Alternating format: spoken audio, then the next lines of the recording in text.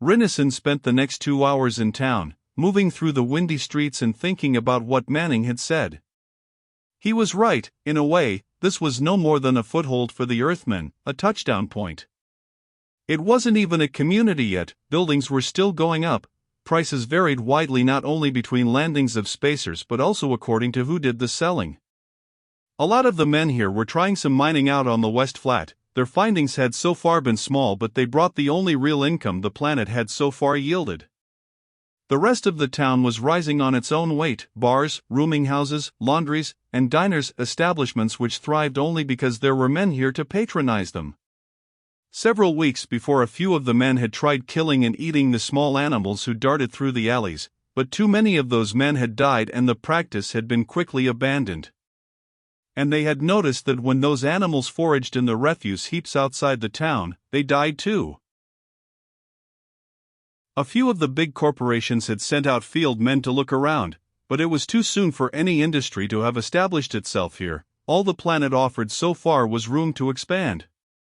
Despite the wide expansion of the Earthmen through the stars, a planet where conditions were at all favorable for living was not to be overlooked. The continuing population explosion, despite tight regulations on the inner worlds, had kept up with the colonization of these worlds, and new room was constantly needed. But the planetfall on Hurlage was still new. A handful of Earthmen had come, but they had not yet brought their civilization with them. They stood precariously on the flat, waiting for more settlers to come in and build with them. If there should be trouble before more men arrived. At 600, Rinison walked out on the dirt-packed street to Manning's quarters. He met Mark Stoworth and Jules Lessingham coming out the door. They looked worried. "What's wrong?" he said. They didn't stop as they went by. "Ask the old man," said Stoworth, going past with an uncharacteristically hurried step. Rinison went on in through the open door. Manning was in the front room, amid several crates of stunner units. He looked up quickly as Rinison entered and waved brusquely to him. "Help me get this stuff unloaded, Lee." Rinison fished for his sheath knife and started cutting open one of the crates. "Why are you unloading the arsenal?" "Because we may need it. Couple of the boys were just out at the horse pasture, and they say the friendly natives have disappeared." "Jules and Stoworth?" "I met them on the way in. They were doing some follow-up work out there, or at least they were going to. There's not a single one of them there, not a trace of them." Rinison frowned. "They were all there this morning." "They're not there now." Manning snapped. "I don't like it, not after what you've told me." "We're going to look for them." "With stunners?" "Yes. Right now Mara is out at the field clearing several of the flyers to use in scouting for them." Rinison stacked the boxes of weapons and power packs on the floor where Manning indicated. There were about 40 of them, blunt-barreled guns with thick casing around the power packs, weighing about 10 pounds each. They looked as statically blunt as anvils, but they could stun any animal at 200 yards. Within a 2-foot range, they could shake a rock wall down. "How many men are we taking with us?" Rinison asked, eyeing the stacks on the floor. Manning looked up at him briefly. "As many as we can get." "I'm calling a militia." Stoworth and Lessingham went into town to round up some men. So he was going ahead with the power grab. Malham had been right. No danger had been proven yet, but that wouldn't stop Manning nor the drifters he'd been buying in the town. Killing was an everyday thing to them. "How many of the Hurlagi do you think we'll have to kill to make it look important to the council?" Rinison asked after a moment, his voice deliberately inflectionless. Manning looked up at him with a calculating eye. Rinison met his gaze directly, daring the man to take offense. He didn't. "All right, it's a break for me," Manning shrugged. "What did you expect?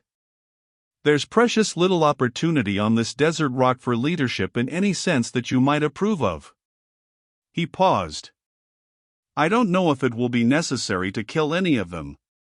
Take it easy and we'll see." Rinnason's eyes were cold. "All right, we'll see. But just remember, I'll be watching just as closely as you. If you start any violence that isn't necessary." "What will you do, Lee?" said Manning. "Report me to the council?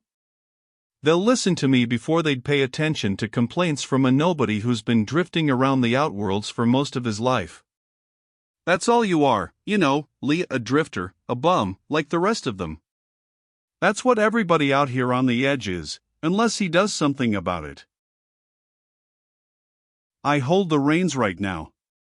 If I decide to do something that you don't like, you won't be able to stop me, neither you nor your female friend." "So Mara's against you too?" Rinnason said. "She made a few remarks earlier," Manning said calmly. "She may regret it soon enough." Rinnason looked at the man through narrowed eyes for a moment, then strapped on a gun belt and loaded one of the stunners. He snapped it into the holster carefully, wondering just what Manning had meant by his last remark. Was it a threat in any real sense, or was Manning just letting off steam? Well, they'd see about that too, and Rinnason would be watching. Within half an hour, close to 60 men had collected outside Manning's door. They were dirty and unshaven, some of them were working in the town, a few were miners, but most of them were drifters who had followed the advance of the Star Frontier, who drank and brawled in the streets of the town, sleeping by day and raising hell at night. They stole when they could, killed when they wanted. The drifters were men who had been all over the worlds of the edge, who had spent years watching the new planets open for colonization and exploitation, but had never got their own piece. They knew the feel of these planetfall towns on the edge, and could talk for hours about the worlds they had seen. But they were city men, all of them. They had seen the untamed worlds, but only from the streets. They hadn't taken part in the exploring or the building, only in the initial touchdowns. When the building was done, they signed on to the spacers again and drifted to the next world, farther out. Rinnason looked at their faces from where he stood in the doorway, listening to Manning talking to them.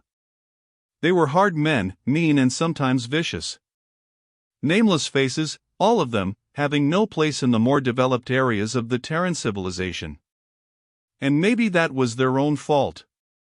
But Rinnason knew that they were running, not to anything, but from the civilization itself. Running, because when an area was settled and started to become respectable, they began to see what they did not have. The temporary quarters would come down, to be replaced by permanent buildings that were meant to be lived in, not just as places for sleeping. Closets, and shelters for land cars, quad-sense receivers and food integrators. They didn't want to see that, because they hated it, or because they wanted it. It didn't matter, Rinnason decided. They ran, and now they were here on the edge with all their anger and frustration, and Manning was ready to give them a way to let it out. At the sight of the mob he saw a familiar gray shock of hair, Renee Malham. Was he with them, then? Rinnason craned his neck for a better view, and for a moment the crowd parted enough to let him see Malham's face. He was looking directly toward Rinnason, holding a dully gleaming knife flat against his thick chest, and his lips were drawn back into the crooked, sardonic smile which Rinnason had seen many times. No, Malham at least was not part of this mob. We already know which direction they went, Manning was saying. Lessingham will be in charge of the main body, and you'll follow him. If he gives you an order, take it. This is a serious business, we won't have room for bickering. Some of us will be scouting with the flyers. We'll be in radio contact with you. When we find out where they are, we'll reconnoiter and make our plans from there." Manning paused, looking appraisingly at the faces before him. "Most of you are armed already, I see. We have some extra stunners here. If you need them, come on up. But remember, the men who carry the shockers will be in front, and their business will be simply to down the horses. Any killing that's to be done will be left to those of you who have knives, or anything lethal." There was a rising wave of voices from the crowd. Some men came forward for weapons. Rinnison saw others drawing knives and hatchets, and a few of them had heavy guns, projectile type. Rinnison watched with narrowed eyes. It had been a filthy maneuver on Manning's part to organize this mob, and his open acceptance of their temper was dangerous. Once they were turned loose, what could stop them? There was a sudden shouting in the back of the mob. Men surged and fell away, cursing. Rinnison heard scuffing back there, and sounds of bone-kneading flesh. The men at the front of the mob turned to look back, and some tried to shove their way through to the fight. A scream came from the midst of the crowd, and was answered by an excited, angry swelling of voices around the fighting men.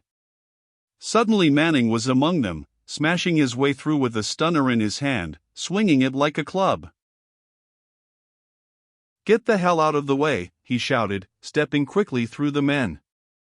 They grumbled and fell back to let him by, but Rinnison heard the men still fighting in the rear, and then he saw them. There were 3 of them, 2 men and what looked like a boy still in his teens. The boy had red hair and a dark, ruddy complexion. He was new to the Outworlds. The 2 older men had the pallor of the edge drifters, nurtured in the artificial light of spacers and sealed survival quarters on the less hospitable worlds. The larger of the 2 men had a knife, a heavy blade of a type that was common out here. Many of the men used them as hatchets when necessary. This one dripped with blood. The smaller man's left arm was torn open just below the shoulder, and hanging uselessly. He stood swaying in the dust, hurling a string of curses at the man with the knife, while the boy stood slightly behind him, staring with both fear and hatred in his eyes. He had a smaller knife, but he held it loosely and uncertainly at his side. Manning stepped between them. He had sized up the situation already, and he paused now only long enough to bite out 3 short, clipped words which told these men exactly what he thought of them. The man with the knife stepped back and muttered something which Rinnison didn't hear. Manning raised the stunner coldly and let him have it. The blast caught the man in the shoulder and spun him around, throwing him into the crowd. Several of them went down. The long knife fell to the ground, where dirt mixed with the blood on it. There was silence. Manning looked around him, swinging the stunner loosely in his hand. After a moment he said calmly, but loud enough for all to hear, "We won't have time for fighting among ourselves. The next man who starts anything will be killed outright. Now get these men out of here." He turned and strode back through the mob while the boy and a couple of the other men took the wounded away. Malham had moved further into the crowd. He was strangely silent. Usually he went among these men roughly and jovially, cursing them all with good-natured ease. But now he stood watching the men around him with a frown creasing his heavily lined face. Malham was worried, and Rinnison, seeing that, felt his stomach tighten. Manning faced the men from the front of the crowd. He stared at them shrewdly, holding each man's gaze for a few seconds. Then he grinned, and said, "Save it for the horses, boys. Save it for them." Rinnison rode out to the field with Manning, Stoworth, and a few of the others. It was a short trip in the land car, and none of them spoke much. Even Stoworth rode silently, his usual easy flow of trivia forgotten. Rinnison was thinking about Manning. He had handled the outbreak quickly and decisively enough, keeping the men in line, but it had been only a temporary measure. They would be expecting some real action soon, and Manning was already offering them the Herlogi. If the alarm turned out to be a false one, would he be as easily able to stop them then? Or would he even try? The flyers were ready when they got to the field, but Mara was gone. Les Harcourt met them at the radio office on the edge of the field. He was the communications man out here. He led them into the low, quick concrete construction office and shoved some forms at Manning to be signed. "If there's any trouble, you'll be responsible for it," he said to Manning. "The men can look out for themselves, but the flyers are company property." Manning scowled impatiently and bent to sign the papers. "Where's Mara?" Rinnison asked. "She's already taken one of the flyers out," Harcourt said. "Left 10 minutes ago. We've got her screen in the next room." He waved a hand toward the door in the rear of the room. Rinnison went on back and found the live set.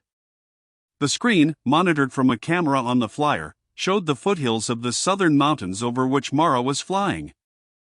They were bare and blunt. The rock outcroppings which thrust up from the flat had been weathered smooth in the passage of years. Mara was passing over a low range and on to the desert beyond. Rinnison picked up the mic. "Mara, this is Lee. We just got here. Have you found them yet?" Her voice came thinly over the speaker. "Not yet. I thought I saw some movement in one of the passes, but the light wasn't too good. I'm looking for that pass again." "All right. We'll be going up ourselves in a few minutes. If you find them, be careful. Wait for us." He refitted the mic in its stand and rose. But as he turned to the door, her voice came again, "There they are." He looked at the screen, but for the moment he couldn't see anything. Mara's flyer was coming down out of the rocky hills now, the flat stretching before her on the screen. Rinnison could see the pass through which she had been flying, but there was no movement there. It took him several seconds to see the low ruins off to the right, and the figures moving through them. The screen banked and turned toward them. She was lowering her altitude. "I see them," he said into the mic. "Can't make out what they're doing on the screen. Can you see them any more clearly?" "They're entering one of the buildings down there," she said after a moment. "I've counted almost 20 of them so far. They must all be here." "Can you go down and see what they're doing?" "The sooner we find out, the better. Manning's got a pretty ugly bunch of so-called vigilantes on the way out there." She didn't reply, but on the screen he saw the crumbling buildings grow larger and nearer. He could make out individual structures now. A wall had fallen and was half buried in the dust and sand. An entire roof had caved in on another building, leaving only rubble in the interior. It was difficult to tell sometimes when the original lines of the buildings had fallen. They had all been smoothed by the wind-blown sand, so that broken pillars looked almost as though they had been built that way, smooth and upright, solitary. At last, he saw the horloge. They were slowly mounting the steps of one of the largest of the buildings and passing into the shadows of the interior. This building was not as deteriorated as most of the others. As Mara's flyer dipped low over it, Rinnison could see its characteristic lines unbroken and clear. With a start, he sat up and said hurriedly, "Mara, take another close pass over that building, the one they're entering." In a moment she came in again over the smooth stone structure, and Rinnison looked closely at the screen. There was no mistaking it now, the high steep steps leading up to a colonnade which almost circled the building, the large carvings over the main entrance. "You'd better set down away from them," he said. "That's the Temple of Kor." But even as he finished speaking, the image on the screen jolted and rocked, and the flyer dipped even closer toward the jumbled ruins below. "They're firing something." He saw that she was trying to gain altitude, but something was wrong. The buildings on the screen dipped and wavered, up and down, spinning. "Mara! Pull up, get out of there!" "One of the wings is damaged," she said quickly, and suddenly there was another jolt on the screen and he heard her gasp. The picture spun and righted itself, seemed to hang motionless for a moment, and then the stone wall of one of the buildings was directly ahead and growing larger. Mara! The image spun wildly, the building filled the screen, and then it went black. He heard a crash from the speaker, cut off almost before it had sounded. The room was silent.